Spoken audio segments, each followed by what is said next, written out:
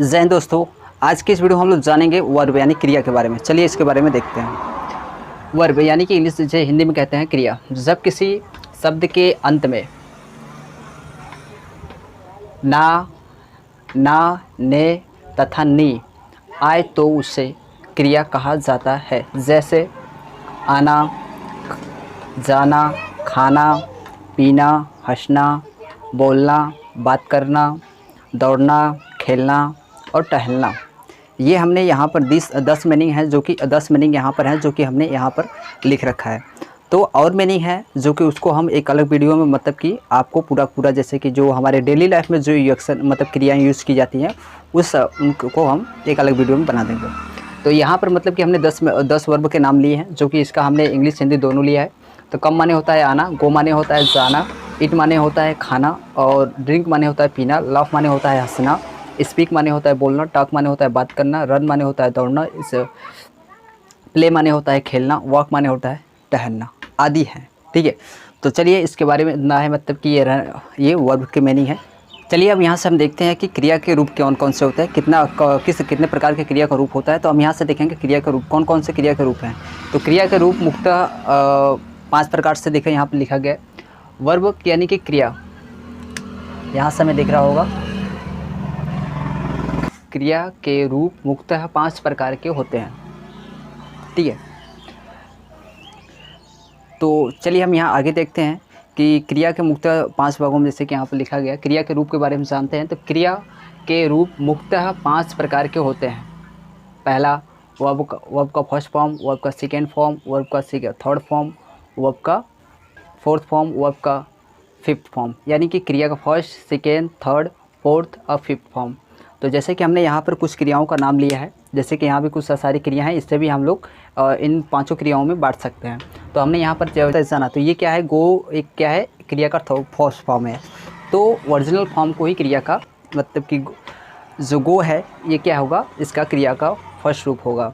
इसका जो सेकेंड रूप होगा वो केम है, थर्ड रूप जो है कम है, और जो इसका क्रिया का फोर्थ रूप है, क्रिया का फोर्थ रूप बनाने के लिए हमें आईएनजी का प्रयोग करना पड़ता है।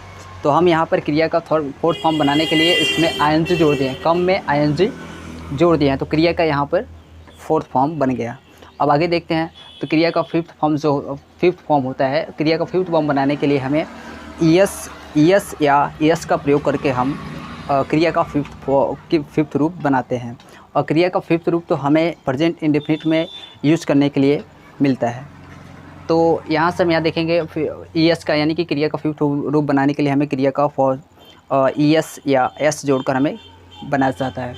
तो इसका जैसे कि हमने और मीनिंग लिखा है, गो का फर्स्ट फॉर्म, ठीक है, सेकेंड फॉर्म हो गया वेंट होगा, थर्ड फॉर्म होगा गाउन होगा, आईएनजी जोड़कर इसमें बनाया गया फोर्थ फॉर्म, और फिर ये ई या एस जोड़कर इसमें बनाया गया फिफ्थ फॉर्म। ठीक है, अब इसके बाद यहाँ से 5 ईट लिया है, ईट का फर्स्ट फॉर्म ईट हो गया फर्स्ट फॉर्म, सेकेंड फॉर्म हो गया एट, और थर्ड फॉर्म हो गया ईटेन, और इसका फोर्थ फॉर्म आईएनजी जोड़ के बनाया गया ईटिंग। इसका फोर्थ फॉर्म एस या एस जोड़ कर बनाया गया ईट। और इसके बाद स्पीक के बारे में यहाँ लिखा गया है। तो स्पीक का हमने लिखा सेकेंड फॉर्म लिया, स्पीक का फर्स्ट फॉर्म हुआ स्पीक, जो रियल नाम स्पीक क्रिया का होता है वही क्रिया का फर्स्ट फॉर्म होता है।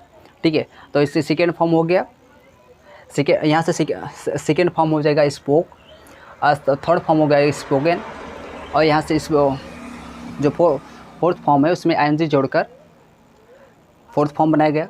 अब इसके बाद जो इसका फिफ्थ फॉर्म है, इसके में ई या एस जोड़कर हमने इसका फिफ्थ रूप बनाया। तो और इससे बहुत ये सारी मीनिंग है जो कि आप इन सभी का आप बना सकते हैं। किसी भी क्रिया को 5 रूपों में मतलब क्रिया के 5 रूपों में बदल सकते हैं। तो जैसे कि हमने 5 को लिख दिया है। अगर आप इसमें क्रिया का फोर्थ रूप बनाना चाहते हैं तो इसमें आईएनजी यदि जोड़ देंगे उस क्रिया में तो वो क्रिया का फोर्थ रूप हो जाएगा। यदि आप क्रिया का 5 रूप प्राप्त करना चाहते हैं तो उसके लिए आपको ई या ई एस जोड़ेंगे।